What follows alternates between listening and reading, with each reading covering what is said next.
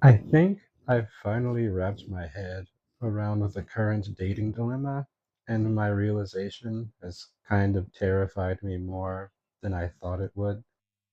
I believe what we're experiencing is the intersection of modern feminism, or really what I think it should be called, which is non academic feminism, and late stage capitalism.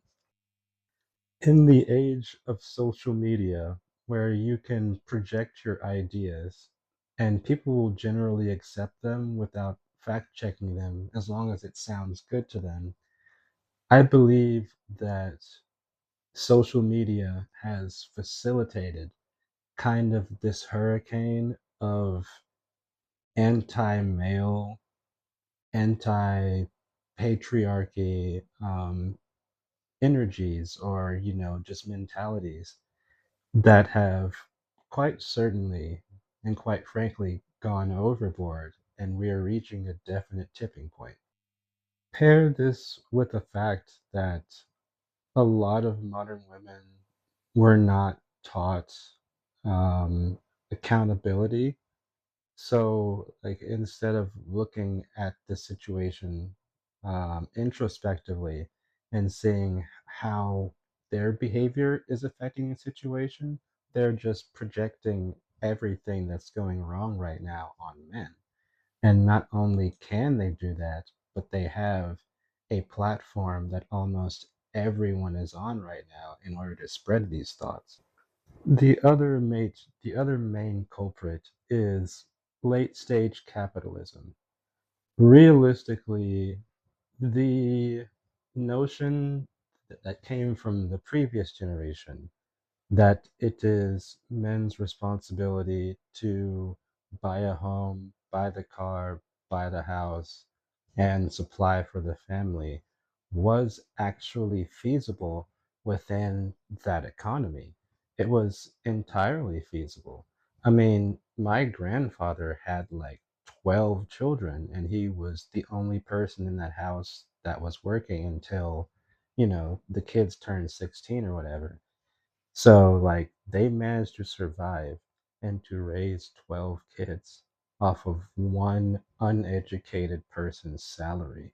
Like, let's really take that into consideration today. Like, as a single parent, you can barely have an apartment and like supply food on the table without government assistance, and that's because of the effects of late stage capitalism. Like, the common person simply does not have the purchasing power that they used to have back then. And this is either it isn't widely known or people just ignore it because it seems that the average woman is actually ramping up her requirements for what she needs out of a partner. Like, um, it's fairly common for, women to refer to their ideal man as the devil man, like, the triple six, six figures, 6 feet tall, and a six pack abs. Like, which I believe statistically within the United States only refers to like 2% of men.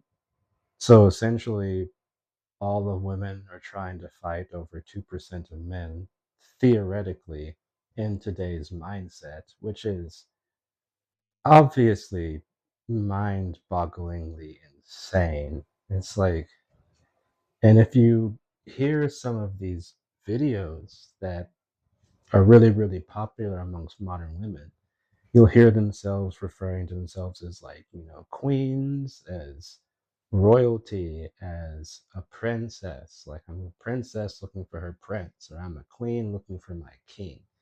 And like, all of you can't have kingdoms, because if all of you had kingdoms, then having a kingdom would just be a normal thing, and then being a queen wouldn't be special.